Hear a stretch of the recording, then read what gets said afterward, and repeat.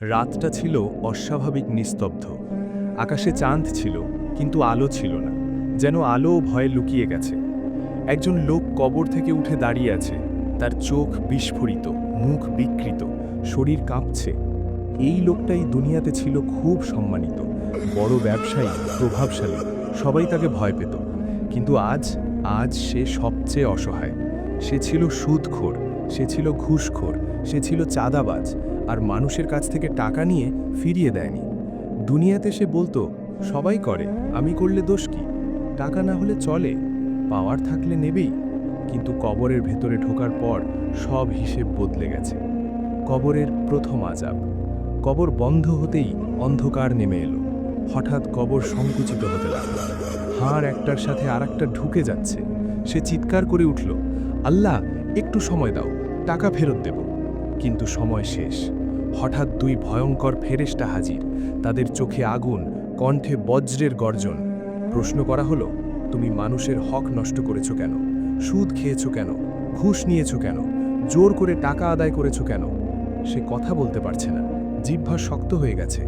ঠিক তখনই তার সামনে হাজির করা হলো সেই সব মানুষের রূপ যাদের টাকা সে মেরে খেয়েছিল। তারা বলছে, হে আল্লাহ, আমাদের হক ফিরিয়ে দাও। কায়ামতের ময়দান। হঠাৎ সে নিজেকে দেখল বিশাল এক ময়দানে। সূর্য মাথার একদম উপর, ঘাম হাঁটু ছাড়িয়ে বুক পর্যন্ত। এই লোকটার ঘাম কিন্তু সাধারণ না, তার ঘাম রক্তের মতো জ্বলছে। তার হাতে দেওয়া হলো এক বোঝা, সুদ, ঘুষ আর চাঁদাবাজির টাকা। কিন্তু টাকাগুলো আগুনে পরিণত হয়েছে। সে আগুন বয়ে নিয়ে যাচ্ছে। আগুন তার হাত পুড়িয়ে দিচ্ছে, চামড়া গলে পড়ছে। সে চিৎকার করছে, আমি তো নামাজ পড়তাম, আমি তো দান করতাম। তখন উত্তর আসলো, হারাম টাকার ইবাদত আল্লাহ গ্রহণ করেন না।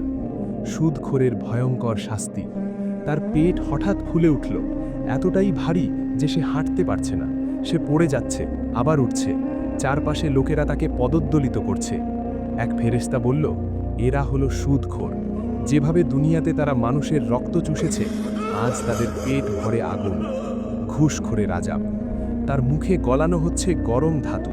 প্রতিটা ঘুষের বিনিময়ে এক ফোঁটা আগুন। সে চিৎকার করছে, এটা তো উপহার ছিল। উত্তর আসছে, হারামকে হালাল বললেও হারাম বদলায় না। চাঁদাবাজ ও টাকা আত্মসাৎকারীর পরিণতি। তার গলায় ঝুলিয়ে দেওয়া হলো ভারী শিকল। প্রতিটা শিকলে লেখা, অমুকের টাকা, তমুকের হক। সে হাঁটতে পারছে না, প্রতিটা কদমে সে পড়ে যাচ্ছে। যাদের টাকা সে মেরে খেয়েছিল, তারাই আজ তাকে টেনে নিয়ে যাচ্ছে জাহান্নামের দিকে। জাহান্নামের আগুন দাউ দাউ করে জ্বলছে, তার তাপেই শরীর গলে যাচ্ছে।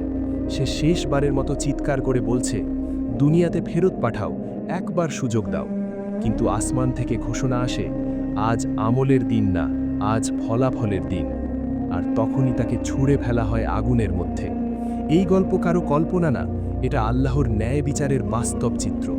যে সুদ খাচ্ছে, যে ঘুষ নিচ্ছে, যে চাঁদাবাজি করছে, যে মানুষের টাকা মেরে খাচ্ছে, সে আজ হাসছে, কিন্তু কাল কাঁদবে এমনভাবে যার কোনো শেষ থাকবে না।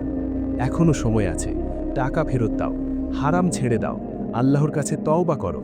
কারণ কায়ামতের আদালতে এক টাকার হিসেবও বাদ যাবে না।